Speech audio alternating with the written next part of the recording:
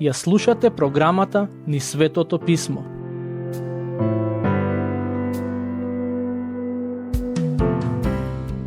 Драги пријатели, во денешната епизода ќе продолжиме со обработка на глава 1 од посланието до Тит. Моментално се наоѓаме во оној дел од главата каде апостолот Павле пишува кои услови треба да ги исполнат оние кои би биле поставени за духовни водачи во црквата. Досега видовме за тоа како Павле пишува дека таквите луѓе треба да се непорочни, добро и побожно да го водат својот брак и своето семејство, но и да не бидат луѓе кои се оддаваат на пороци, алкохол, физичко насилство и слично. Моje лично убедување е дека водачите во црквата и не смеат да бидат премногу млади луѓе, туку треба да имаат достигнато одредена возраст, односно да бидат зрели како во години, така и во духовност. Има неколку причини поради кои Павле му кажа на Тит да стави водачи во црквите на островот Крит. Една од нив е фактот што самиот Тит не можеше да постигне да се грижи за сите тие цркви, но дури и да можеше да го направи тоа, не е добро еден човек да ја работи сета работа. Затоа беше важно да се постават водачи, кои не само што ќе даваат насока во која ќе се движат црквите, туку и теолошки ќе се грижат за заедниците, ќе го проповедаат здравото учење, а и ќе бидат доволно мудри да ги препознаат лажните учења. Да почнеме со читање на текстот. Послание до Тит, глава 1, стих 8. Туку гостолюбив, добролюбив, трезвен, справедлив, свет и воздржлив. Ова се дел од барањата кои треба да ги исполни оној кој би служел како духовен водач во црквата. Тој човек треба да биде гостолюбив, односно неговиот дом да биде отворен за гости. Она што е важно да го напоменам е дека тука не станува збор само за луѓе кои му се познати, туку неговиот дом треба да е отворен и за непознати кои имаат потреба од некаква помош. Од него се бара да биде добролюбив, да ги сака добрите дела, да биде трезвен, да не се опива со алкохол или да внесува во своето тело било што друго кое би му го поматило расудувањето, да ја сака правдата, да живее свет живот и да се воздржува, односно да е човек кој има самоконтрола. Стих 9. Кој се придржува до вистинското слово, онака како што е научен, та да биде силен и да поучува во здравото учење и да ги побива оние кои се противат. Во суштина, во стихот кој го прочитавме, Павле вели дека духовниот водач треба да биде способен да прави две нешта. Прво, да го поучува Божиот збор и второ, да ги препознава и побива лажните учења кои би се јавиле во црквата. Што значи ова? Ова значи дека духовниот водач првично треба да биде многу добро запознаен со вистинското учење, односно со Евангелието кое го проповедаа Господ Исус и неговите апостоли. Како што претходно напоменав, во црквата не смееме да имаме водачи кои се само надарени и вешти луѓе, туку луѓе кои имаат побожен карактер, но и добро ја познаваат вистината. Нема да навлегувам во дебатата дали учителите и проповедниците во црквата треба да завршат формално теолошко образование. Јас лично верувам во вредноста на формалното теолошко образование и би ги охрабрил сите кои имаат улога на учители и проповедници да размислат да се впуштат во тој процес. Но најважно од се е да ја познаваат Библијата, да бидат запознаени со здравото учење за да можат редовно да ги поучуваат верниците. Мислам дека токму тоа е еден од најголемите проблеми денес во црквата, што водачите се помалку ја познаваат Библијата. Но Библијата е главниот стандард за христијанскиот живот и главниот и најважниот извор за исхрана на верниците. Ако водачот не ја познава Библијата доволно добро, што ли ќе биде со останатите верници? Ако водачот не го познава здравото учење, како ќе ја брани црквата од еретиците кои секако ќе се појават? Сега, почнувајќи од стих 10, апостолот Павле ќе пишува за критјаните, за нивната репутација, нивната духовна и морална состојба. Но, пред да почнеме да ги читаме неговите зборови, сакам само да ве потсетам дека во одредена смисла сите луѓе се како критјаните, сите се грешни. Причината поради која Павле ги опишува критјаните во овие стихови е за да го потсети Тит со какви луѓе си има и ќе си има работа во иднината, односно какви се луѓето помеѓу кои црквите во Крит треба да функционираат и растат. Стих 10. Зашто има и мнозина непокорни, празнословци и измамници, а особено меѓу обрезаните. Овие зборови доаѓаат веднаш по зборовите и да ги побива оние кои се противат. Значи, Павле прво му дава на Тит до знаење дека ќе има луѓе кои се противат на здравото учење, а потоа кажува какви се тие луѓе, непокорни, празнословци и измамници.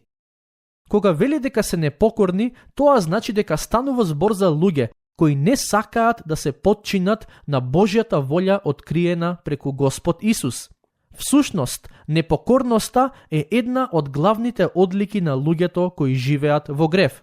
Само Господ Исус може да го промени непокорното срце. Луѓето за кои Павле пишува се и празнословци.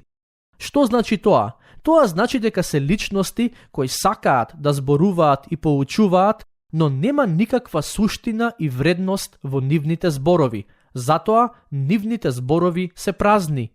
Павле вели дека тие се и измамници, особено меѓу обрезаните. Ова се однесува на лажните учители со еврејско потекло, кои често одеа таму каде што Павле евангелизираше за во црквите да ги шират своите лаги и ереси. Стих 11.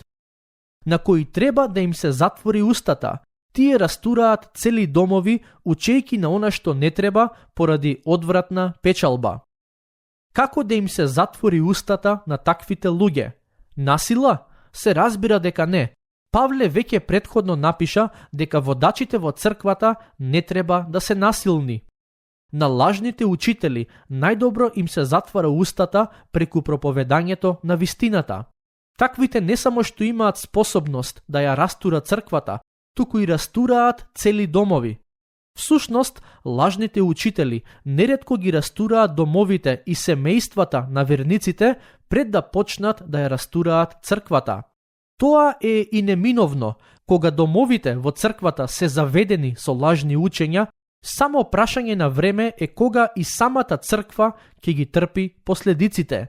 Такво нешто најверојатно веќе почна да се случува во Крит и затоа Павле го советува Тит да стори нешто во однос на проблемот, за да не биде предоцна. Стих 12. Еден од нивни пророк беше рекол: критјаните се секогаш лажливци, зли зверови, мрзливи мешишта. За да ги опише критјаните, апостолот Павле цитира еден од нивните така наречени пророци, кои ги нарекува лажливци, зли зверови и мрзливи мешишта. Станува збор за Епименит, кој бил роден во Крит во 659 година пред Христос. За него се вели дека бил и поет. Во грчката митологија има една легенда поврзана со него. Се вели дека татко му еден ден го пратил да ги бара семејните овци. Тој тргнал да ги бара и за да одмори влегол во некоја пештера, каде заспал и спиел во период од 50 години. Кога се разбудил, имал долга коса и голема брада. Се разбира, тоа е само обична легенда која сигурно крие некаква поука за себе, но за него се вели дека имал добро познавање од областа на медицината и историјата. Очигледно е дека многу добро го познавал и својот народ. Неретко луѓето се склони да бидат субјективни кога го опишуваат својот народ и сакаат да го представат во позитивно светло, но не и во овој случај. Епименит сосема искрено кажува дека критјаните не беа добри луѓе. Она што е интересно е дека овие зборови биле напишани од прилика 7 векови пред Павле да му го напише писмото на Тит. Се чини дека нивната репутација во периодот од тие 7 векови воопшто не се променила. Но помеѓу христијаните од Крит верувам дека нештата биле поинакви. Иако критјаните важеле за лажливци, зли и мрзеливи, сепак, оние помеѓу нив кои поверуваа во Господ Исус добија променети животи. Стих 13. Тоа сведоштво е вистинито, поради таа причина укори ги строго за да бидат здрави во верата. Павле бара од Тит да биде строг кон црквите на островот и да ги укори да бидат здрави во верата. Преку овие зборови апостолот на својот соработник му вели да ги поучува верниците во Крит сериозно да си ја сватат верата. Сведоштвото на верните не смее да биде исто како сведоштвото на светот. Ако во светот има лага, злоба и мрзеливост, во црквата треба да се зборува вистината, да се сака и практикува добрината и да се покаже трудолюбивост. Стих 14. И да не слушаат јудејски бајки и заповеди од луѓе, кои одвраќаат од вистината. За какви јудејски бајки пишува Павле во овој стих? Станува збор за лажните учења кои доаѓаа од страна на учителите со јудејско потекло. Во првиот век, кога црквата брзо растеше и христијанската вера се ширеше во многу нови области, некои јудејци имаа за цел да го задушат христијанското движење. Тоа го правеа така што одеа во црквите кои ги основаа Павле и останатите апостоли и таму се представуваа себе си како учители кои имаат за цел да им помогнат на верниците повеќе да растат во верата. Наместо да им помогнат да растат во верата, тие се обидуваа да им го наметнат бремето на легализмот, поучувајќи дека верниците треба да се обрезуваат или дека треба да го почитуваат саботниот ден, или пак треба да јадат или да не јадат одреден вид на храна за да можат да бидат вистински христијани. Таквите учења Павле ги нарекува бајки и заповеди од луѓе. Со други зборови, тоа се учења кои не потекнуваат од Господ Исус, туку се човечки по природа. Затоа верниците не се обврзани да ги слушаат.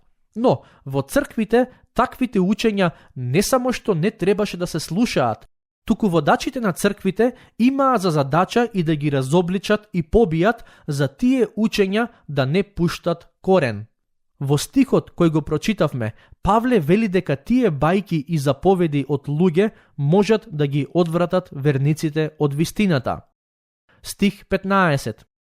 За чистите е се чисто, а за осквернетите и неверните нема ништо чисто, напротив, ним им се осквернети и умот и совеста. Многу често кога во Новиот Завет се зборува за чисто и нечисто, тоа се однесува на храната која луѓето ја внесуваат. Верувам дека и во овој контекст идејата е токму таа. Воопшто не е случајно што апостолот Павле во ист дел од посланието пишува за лажните учители со јудејска позадина и за она што е чисто и нечисто. Факт е дека во Стариот Завет Бог преку Мојсеј на израелците им даде заповеди кои се однесуваат на нештата кои се чисти и на оние кои се нечисти. Покрај другото, тие заповеди се однесуваат и на храната. Откако Господ Исус умре, воскресна и се вознесе, и Светиот Дух се спушти врз христијаните, се роди црквата. Во црквата имаше и се уште има луѓе со еврејско и нееврејско потекло. Во првиот век христијаните со нееврејско потекло се прашуваа што да прават во однос на јадењето, дали да се воздржуваат од одреден вид на храна или да јадат се што сакаат. Светиот Дух преку црквата на таквите им порача дека не треба да се воздржуваат од каква било храна. Исклучок од тоа правило беше ситуацијата кога околу себе имаат верник кој би се соблазнил доколку ги гледа како јадат одредена храна. Но и покрај тоа што ова беше еден вид на правило во црквите, сепак некои лажни учители шетаа по црквите и ги поучуваа верниците дека ако јадат одреден вид на месо, тие прават грев пред Бог. Затоа, преку стихот кој го прочитавме, Павле вели: за чистите се е чисто, а за осквернетите и неверните нема ништо чисто. Со други зборови, ова значи дека ако според нивната совест и вера тоа што верниците го јадат е чисто, никој не треба да ги убедува во спротивното. Стих 16. Тие зборуваат дека го познаваат Бога, а со делата своји го одрекуваат. Ова е сосема друга тема, но сакам да кажам дека за жал, овие зборови се добар опис на многумина кои се нарекуваат христијани. Тие исповедаат вера во Христос, можеби и редовно се вклучуваат во извршување на некакви религиозни ритуали. Однадвор изгледаат многу побожни, а во суштина не го познаваат Бог. Доволно е само 10 до 15 минути да разговарате со нив и ќе сватите дека со своите дела го одрекуваат Господ, бидејќи во срцето имаат похота, алчност, материјализам, горделивост и слично. Павле вели дека лажните учители кои очигледно се појавија и во Крит се такви луѓе. Според нивните зборови изгледаат многу побожно, но според нивните дела се безбожници. Знаете, кога станува збор за верата на луѓето, не е доволно само да ги слушате што велат, туку треба да видите и како живеат. Во минатото познавав еден човек кој секоја недела со себе носеше Библија за време на богослужбата. И тоа беше можеби една од најголемите Библии кои ги имам видено во животот. Секој кој ќе го погледнеше од страна добиваше впечаток дека станува збор за многу побожен и посветен човек. Но неговите пријатели и колегите од работното место за него зборуваа дека е нечесен човек. Не само тоа, туку неговото семејство, сопругата и децата исто така немаа добро мислење за него. Во суштина, тоа беше човек кој оддаваше впечаток дека го познава Бога, но со своите дела го одрекуваше. Секој од нас треба да биде внимателен да не падне во истото искушение. Многу е лесно да се покажеме како побожни пред другите, но целта не е да се покажеме дека сме побожни, туку да имаме вистинска побожност која произлегува од срцето. Ритуалите и обредите не можат да го променат човековото срце. Само Божиот збор може да го стори тоа, доколку редовно го читаме и бараме од Бог да не менува. Кога срцето ќе се промени, тоа неминовно ќе води кон побожност, која ќе се пројави во човековата внатрешност, а и ќе биде очигледна за луѓето наоколу. Со тоа доаѓаме до крајот на првата глава од посланието до Тит. Во неа видовме како апостолот Павле го советува својот соработник да се грижи за црквите на островот Крит, така што ќе им назначи духовни водачи. Верувам забележавте од досегашното проучување дека стандардите за водачи во црквата се прилично високи. Идејата е дека не може секој да биде водач во црквата, туку само оној кој е навистина побожен, оној кој ја познава вистината и е способен да ја брани од лажните учења. Здравото учење беше и се уште е еден од носечките столбови на секоја црква. Без него, буквално е невозможно за една заедница да остане во вистината. Затоа, Павле го советуваше Тит за водачи да постави луѓе кои добро го познаваат учењето на христијанската вера и се подготвени другите да ги поучуваат. Тука ќе го завршиме денешното проучување. Бог нека ве благослови.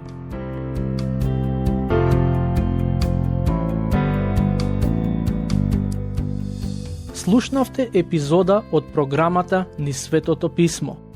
Можете да не слушате и преку мобилна апликација на нашиот YouTube канал и на подкаст платформите како што се Apple и Spotify. Ако ви се допаѓаат нашите епизоди, споделете ги и препорачајте ги на вашите пријатели. Бидете слободни да ни оставите свој коментар или да ни пишете на нашата имейл адреса nizsvetotopismo@gmail.com. Следете ги нашите страни Низ Светото Писмо на Facebook и Instagram. Епизодите од оваа серија можете да ги најдете и на нашата веб страна ttb.twr.org.